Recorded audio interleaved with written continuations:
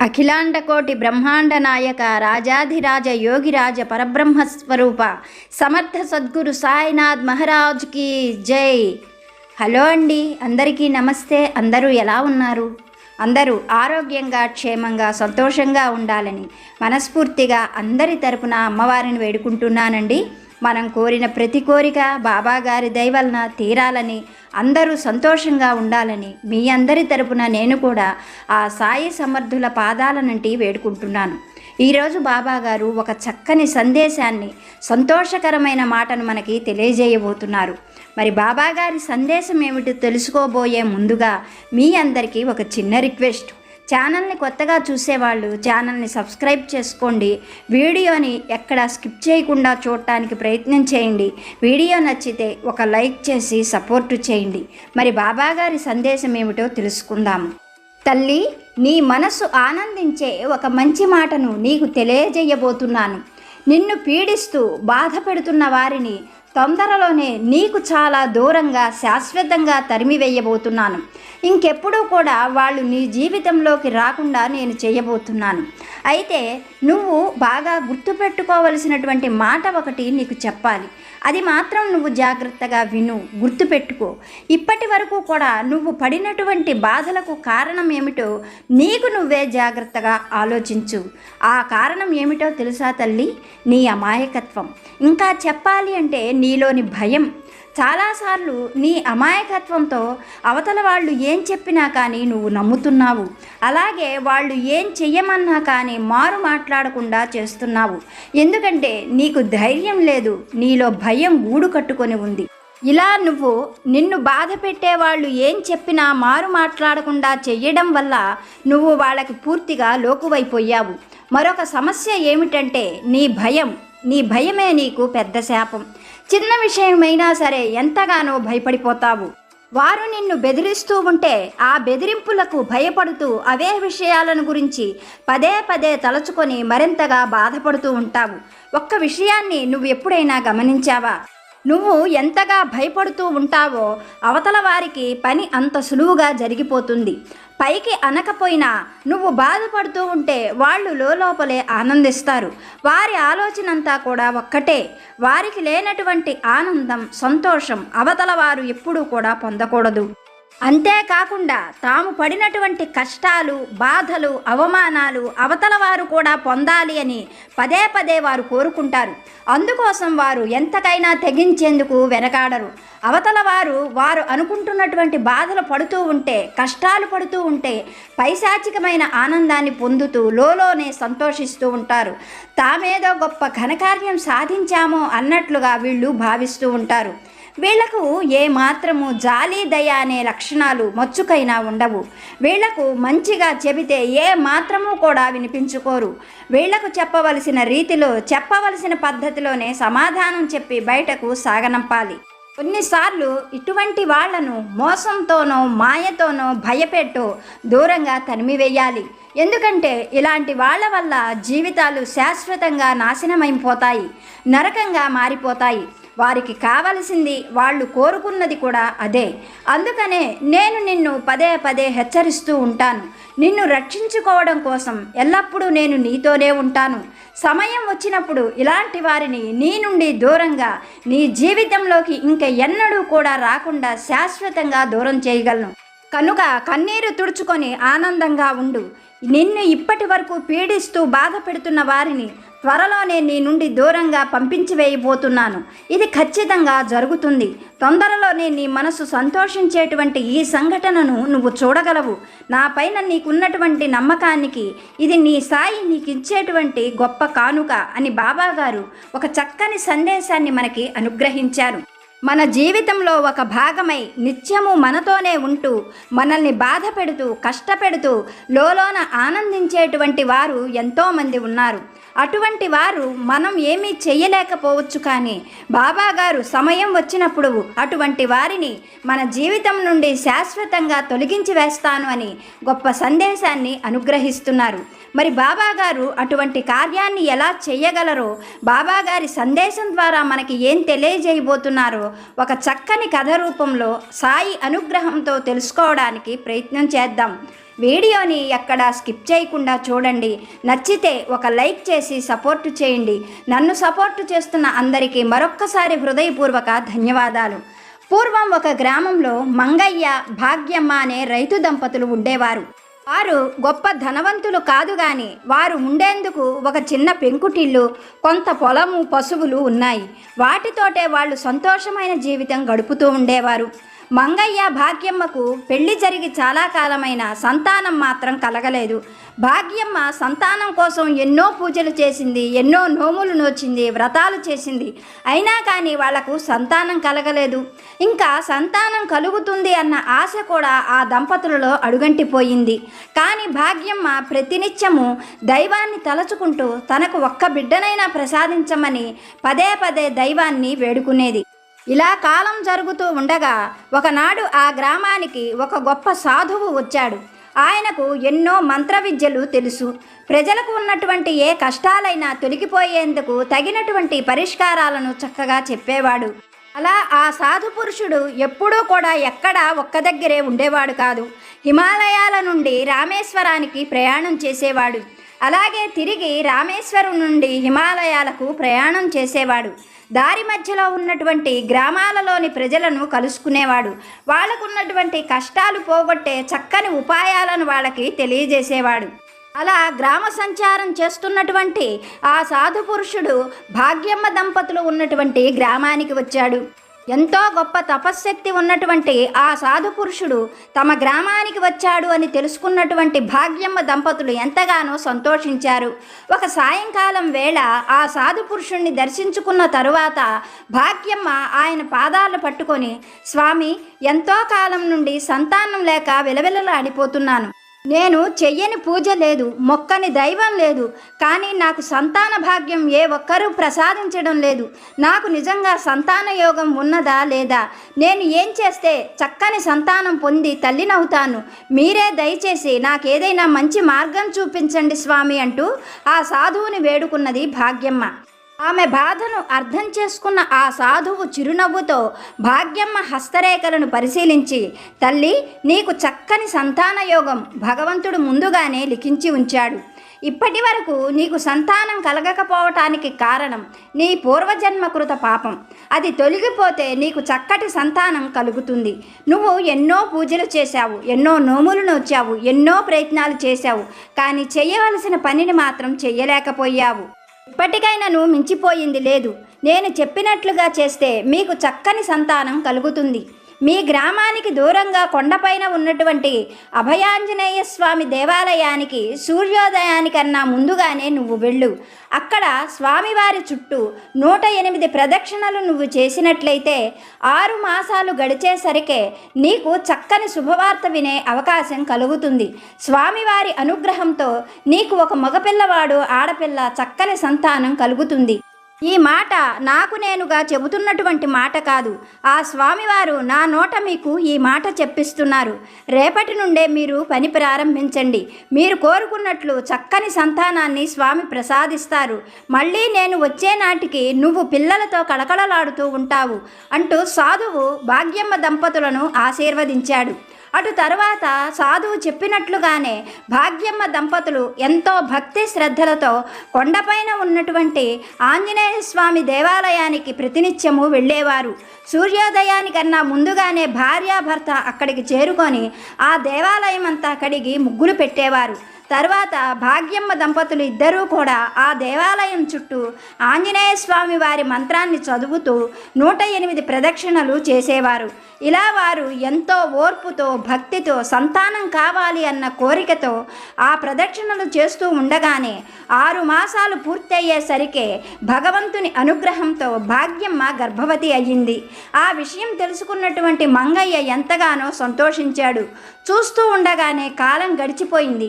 భాగ్యమ్మకు మొట్టమొదటగా ఒక మగపిల్లవాడు కలిగాడు. ఆంజనేయ స్వామి వారి అనుగ్రహంతో పిల్లలు కలగడంతో ఆ పిల్లవాడికి భాగ్యమ్మ దంపతులు హనుమంతుడు అని పేరు పెట్టారు. అలా జరిగిన 1 సంవత్సరం తర్వాత వారికి ఒక ఆడపిల్ల కలిగింది. ఆ పిల్లకు సుందరి అని పేరు పెట్టారు. పిల్లలిద్దరినీ కూడా ఎంతో ప్రేమగా కంటికి రెప్పల్లాగా కాపాడుకునేవారు భాగ్యమ్మ దంపతులు. తమకు కలిగినటువంటి భాగ్యానికి ఆ ఆంజనేయ స్వామే కారణమని, ఆ సాధువు రూపంలో వచ్చి తమని అనుగ్రహించాడని చెప్పుకుంటూ పొంగిపోయేవారు. మొదట పుట్టిన మగపిల్లవాడైన హనుమంతు చాలా తెలివైనవాడు, బాగా లోకజ్ఞానం కలిగినవాడు. చదువు సంధ్యలలో ఆటపాటలలో ఎంతో చురుకుగా ఉండేవాడు. అంతేకాకుండా చెల్లెలు సుందరి అంటే పంచప్రాణాలు. చెల్లెలకి ఏ చిన్న కష్టం వచ్చినా ఒప్పుకునేవాడు కాదు. అలాగే ఆడపిల్ల అయినటువంటి సుందరి పేరుకు తగినటువంటి అమ్మాయి, బాగా అమాయకురాలు, అన్నిటికీ మించి భయస్థురాలు.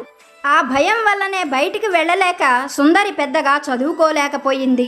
ఇంట్లోనే ఉంటూ తల్లికి చేదోడు వాదోడుగా ఉండేది. ఇంట్లో వంట పనులు, మిగిలిన అన్ని పనులు కూడా చాకచక్యంగా చేసేది.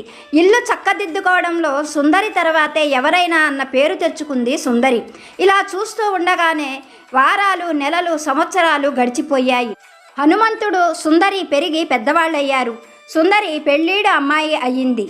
ఆ అమ్మాయికి గొప్పింటి సంబంధంతో పెళ్లి చేయాలని, మంచి ఉద్యోగం చేసే అబ్బాయికిస్తే తమ కూతురు సుఖపడుతుంది అన్నది భాగ్యమ్మ దంపతుల ఆలోచన.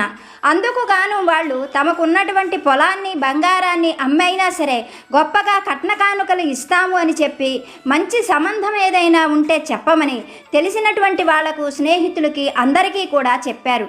అలా వాళ్ళ ప్రయత్నాలు వాళ్ళు చేస్తూ ఉండగానే భాగ్యమ్మ దంపతులు ఉండేటువంటి ఆ గ్రామానికి 50 ఆమడల దూరంలో ఒక నగరం ఉన్నది. ఆ నగరంలో రామానుజం అనే ఒక యువకుడు ఉన్నాడు. అతను జమీందారు గారి దివాణంలో ఎంతో గొప్ప ఉద్యోగం చేస్తూ ఉన్నాడు. అతనికి ఇంకా పెళ్లి కాలేదు. అతని మేనమామే పెంచి పెద్ద చేశాడు. రామానుజానికి చిన్నతనంలోనే తల్లి తండ్రి చనిపోవటంతో రామానుజం మేనమామే అన్నీ తానే అయ్యి రామానుజాన్ని ఎంతో గారాబంగా పెంచాడు. రామానుజం చిన్నతనం నుండే చదువుల్లోనూ తెలివితేటల్లోనూ ఎంతో గొప్పగా ఉండేవాడు. ఆటపాటల్లో కూడా ఎంతో చురుకుగా ఉండేవాడు. అతని తెలివితేటలు, చదువు పట్ల రామానుజానికి ఉన్న శ్రద్ధ చూసి వాళ్ళ మేనమామ అతన్ని కాదు అనకుండా గొప్పగా చదివించాడు. అలా రామానుజం చదువు పూర్తయ్యేసరికే రామానుజానికి జమీందారీ గారి దివాణం నుంచి కబురు వచ్చింది. అలా జమీందారీ గారి దివాణంలో చదువు పూర్తి కాకుండానే రామానుజానికి ఒక మంచి ఉద్యోగం లభించింది. అది తెలుసుకున్నటువంటి రామానుజం మేనమామ ఎంతగానో సంతోషించాడు. అతనికి ఒక చక్కని అమ్మాయితో వివాహం చేస్తే అతనికి ఉన్నటువంటి లోటు పూర్తయిపోతుందని, తల్లిదండ్రులు లేరు అన్న బాధ తొలగిపోతుంది అని భావించి రామానుజానికి పెళ్లి చేయడం కోసం, మంచి సంబంధం కోసం తెలిసిన వారందరికీ కూడా చెప్పి ఉంచాడు రామానుజం మేనమామ. అలా వాళ్లకు సుందరి సంబంధం తెలియడంతో రామానుజం మేనమామ తమతోటి వాళ్ళను కొంతమందిని వెంట పెట్టుకొని భాగ్యమ్మ దంపతుల గ్రామానికి వచ్చాడు. అక్కడ వాళ్ళు చేసినటువంటి మర్యాదలన్నీ చూసి ఎంతగానో సంతోషించాడు. అన్నిటికన్నా ముఖ్యంగా సుందరి అందచందాలు, వినయ విధేయతలు చూసి సుందరి రామానుజానికి తగినటువంటి అమ్మాయి అని భావించుకొని ఒకనాడు రామానుజాన్ని కూడా ఆ గ్రామానికి తీసుకొని వచ్చాడు. రామానుజం మేనమామతో పాటుగా వచ్చి సుందరిని చూసి ఎంతగానో ఇష్టపడ్డాడు. తనకు సుందరి నచ్చిందని, ఆ అమ్మాయిని వివాహం చేసుకుంటాను అని చెప్పడంతో మేనమామ కూడా ఎంతగానో సంతోషించి ఒక శుభముహూర్తం నిర్ణయించి ఆ శుభముహూర్తానికి పెళ్లి ఏర్పాట్లు చేసుకోమని భాగ్యమ్మ దంపతులకు కబురు పెట్టాడు రామానుజం మేనమామ. వాళ్ళు కూడా ఆ వార్త కోసమే ఎదురు చూస్తున్నారు కనుక తమ శక్తికి మించి కట్న కానుకలను రామానుజానికి ఇచ్చి గొప్పగా ఘనంగా వివాహం చేశారు. అలా రామానుజానికి వివాహం జరిగిన తరువాత అత్తగారి ఇంటనే 1 నెల రోజుల పాటు ఎంతో సంతోషంగా గడిపాడు రామానుజం. ఆ తరువాత అత్తగారి వాళ్ళతో, భార్యతో, అందరితో కూడా తొందరలోనే పట్నంలో ఒక మంచి ఇల్లు అద్దెకి తీసుకుంటాను అని చెప్పి తన దారిన తను నగరానికి చేరుకున్నాడు. అలా నగరానికి చేరుకున్నటువంటి రామానుజం ప్రతినిత్యము కూడా అద్దె ఇల్లు కోసం ఆ నగరంలో ఎంతగానో శ్రమించాడు. ఆ నగరం చాలా అందమైనటువంటి నగరం, విశాలమైన నగరం. ఎన్నో వసతులు ఆ నగరంలో ఉండటం చేత ఆ నగరం ఎప్పుడూ జనంతో రద్దీగా ఉండేది. ఆ నగరంలో ఇల్లు దొరకటం చాలా కష్టమని రామానుజానికి అర్థమైంది. అందుకోసమని రామానుజం కొత్తగా పెళ్ళైన వాడు కనుక తన స్థాయికి తగినట్లుగా నగరానికి వెలుపల ఒక 3 గదుల ఇల్లు అద్దెకి తీసుకున్నాడు. ఆ తరువాత సుందరిని కాపురానికి పంపించమని మంగయ్య దంపతులకు తన మేనమామ చేత కబురు పంపించాడు. అలాగే మంగయ్య దంపతులు సుందరికి సారె ఇచ్చి మరీ ఘనంగా కాపురానికి పంపించారు. అలా కాపురానికి వచ్చిన సుందరిని చూసి రామానుజం సుందరితో, నేను ఈరోజు సాయంకాలం వరకు ఇంటికి రాను. నువ్వు నీ సామానంతా కూడా ఈ 3 గదులలో చక్కగా సర్దుకో. సాయంకాలం నువ్వు వంట చేయవలసిన అవసరం లేదు. మా స్నేహితుడు మనల్నిద్దరినీ భోజనానికి రమ్మని మరీ చెప్పాడు. మనకు కొత్తగా వివాహమైంది కనుక సాయంకాలం మనం దేవాలయ దర్శనం చేసుకొని మా స్నేహితుడి ఇంటికి వెళదాం. నేను వచ్చేసరికి నువ్వు చక్కగా అలంకరించుకొని సిద్ధంగా ఉండు అని చెప్పి రామానుజం తన దారిన తను కొలువుకు వెళ్ళిపోయాడు. రామానుజం వెళ్ళిపోగానే సుందరి ఆ గదులన్నీ కూడా తిరిగి చూసుకుంది. 3 గదులే అయినా ఎంతో విశాలంగా ఉన్నాయి. రామానుజం తీసుకుంది 3 గదుల ఇల్లు. తనకు తన పుట్టింటి వారు ఇచ్చినటువంటి సారె చాలా ఎక్కువగా ఉంది. అవన్నీ ఎలా సర్దుకోవాలా అని నిర్ణయించుకున్న సుందరి ముందు గదిలో చక్కగా కుర్చీలు వేసింది. ఆ కిటికీలన్నిటికీ కూడా తెరలు కట్టింది. ఆ గది మధ్యలో ఒక అందమైన గాజు పాత్రను ఉంచి దాని నిండా నీళ్లు పోసి గులాబీలతో చక్కగా అలంకరించింది. మధ్య గదిలో పుట్టింటి వారిచ్చినటువంటి పందిరి మంచము, గోడకు నిలువుటద్దము, ఒక పక్కగా బీరువాను అమర్చింది. ఇంకా చివరిదైనటువంటి 3వ గదిలో వంట పాత్రలు, వంట కుంపటి, వంటకు కావలసిన సరుకులు అన్నీ చక్కగా సర్దుకుంది. అన్నీ సర్దుకున్నాను అని నిర్ణయించుకున్న తరువాత సుందరి చక్కగా స్నానం చేసింది. రామానుజం రావడానికి ఇంకా సమయం ఉన్నది కనుక తమ పెరట్లో ఉన్నటువంటి విరజాజి మొగ్గలు కోసి వాటిని ముందు గదిలోనికి తీసుకొని వచ్చి అక్కడ కుర్చీలో కూర్చొని ఎప్పుడు రామానుజం వస్తాడా, ఎప్పుడు సాయంకాలం అవుతుందా అనే ఆతృతతో గేటు వైపు చూస్తూ ఆ విరజాజి మొగ్గలు మాల కడుతూ కూర్చున్నది సుందరి. ఇలా సుందరి మాల కడుతూ ఉండగానే సుందరికి ఎదురుగా ఉన్న కిటికీలో నుండి అకస్మాత్తుగా ఒక కోతి సుందరి ముందుకు దూకింది.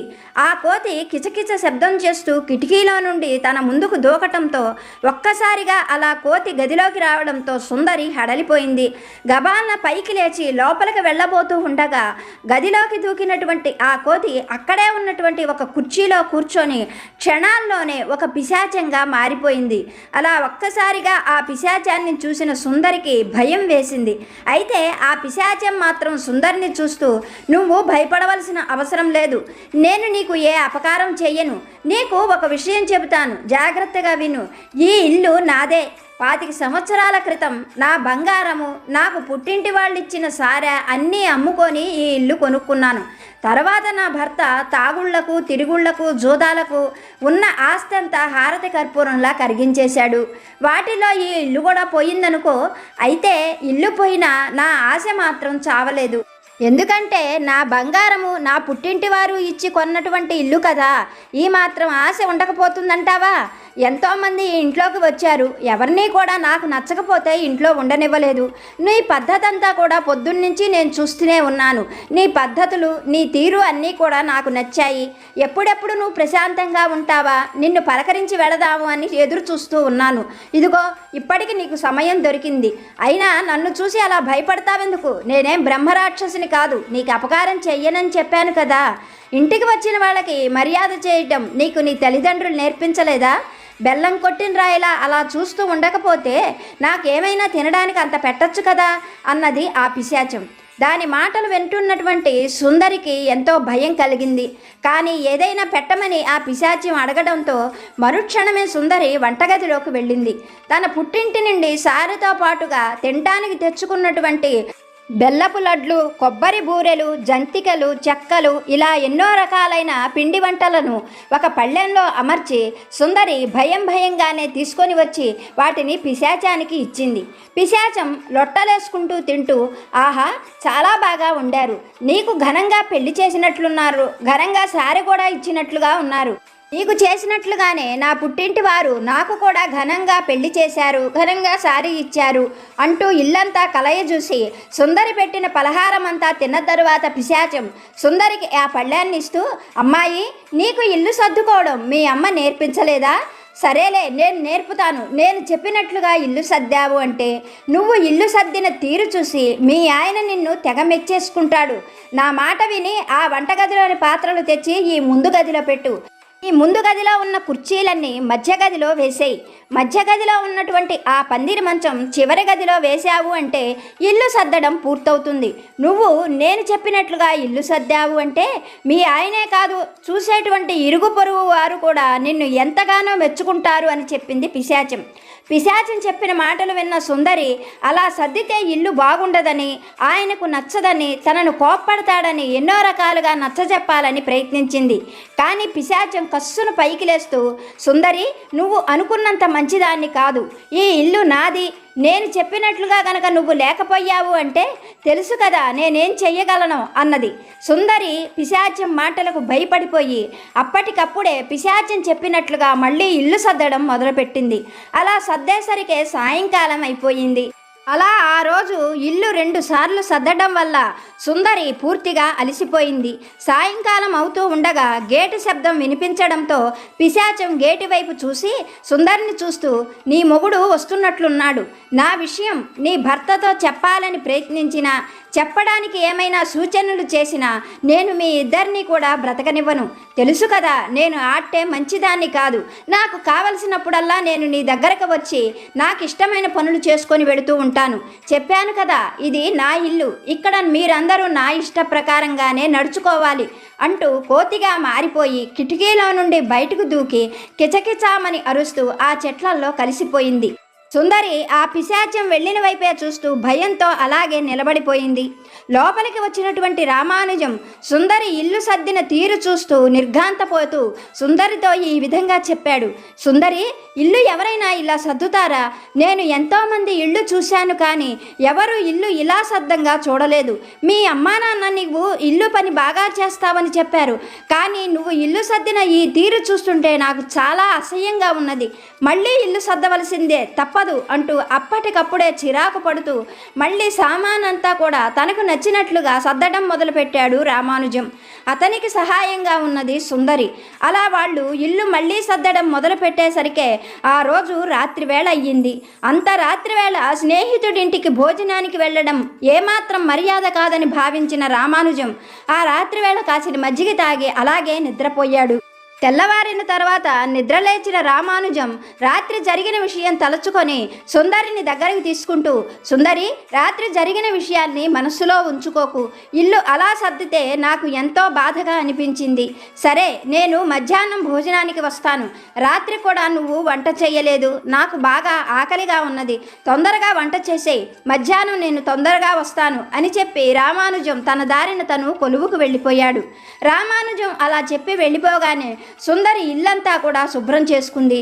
వంట పని చేయడానికి వంటగదిలోకి వెళ్ళి వంట చేయడం మొదలు పెడుతూ ఉండగానే అప్పటి వరకు కోతి రూపంలో ఉన్న పిశాచం సుందరి గదిలోకి వచ్చి సుందరి పక్కన ఉన్న పీట తీసుకొని మళ్ళీ పిశాచంగా మారి ఆ పీట పైన కూర్చొని, రాత్రి నుండి బాగా ఆకలిగా ఉన్నది, ఆకలి నన్ను దహించి వేస్తున్నది, నాకు తినడానికి ఏవైనా పెట్టు అంటూ సుందరి చేత పిండి వంటలు పెట్టించుకొని చక్కగా తింటూ సుందరితో, ఈరోజు నేను చెప్పినట్లు వంట చెయ్యి. నువ్వు చేసిన వంట తిని మీ ఆయన నిన్ను తెగ మెచ్చుకుంటాడు, నెత్తిని పెట్టుకొని తిరుగుతాడు అంటూ పప్పులో దోసెడు పంచదార పోయించింది, పులుసులో దోసెడు కారం వేయించింది. అలాగే కాకరకాయ కూరలో కారం బదులుగా ఉప్పు కలిపి వాటిని ఉడికించి అక్కడ పెట్టింది. ఆ తరువాత సుందరి చేత తనకు నచ్చినట్లుగా చక్కని వంట కమ్మగా చేయించుకొని తిన్నది. తర్వాత తన దారిన తను కోతి రూపంలోకి మారిపోయి ఆ చెట్లల్లో కలిసిపోయింది. రాత్రి కూడా భోజనం చెయ్యలేదు కనుక బాగా ఆకలిగా ఉండడంతో గబగబా ఇంటికి చేరుకున్నాడు రామానుజం. పళ్ళెంలో సుందరి వడ్డించిన ఆ పదార్థాలు చూస్తూనే రామానుజానికి కోపం విపరీతంగా పెరిగిపోయింది. ఆ పళ్ళెల్ని బయటకు విసిరివేస్తూ, ఎవరైనా దీన్ని వంట అంటారా? ఇది వంట కాదు, ఎండు చెత్త. నా కర్మ కొద్దీ నేను నిన్ను పెళ్లి చేసుకున్నాను.